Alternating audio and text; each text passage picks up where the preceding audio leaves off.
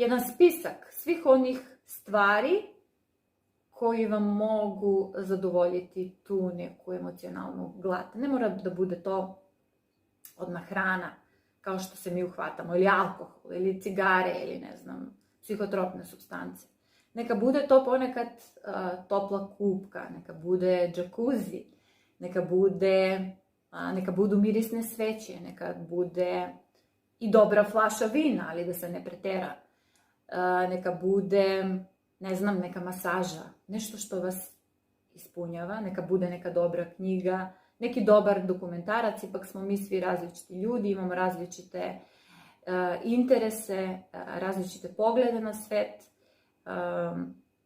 Prihvatam sve što vas čini srećnim i još jednom, budite tu za sebe, osluškujte svoje telo, radite na sebe.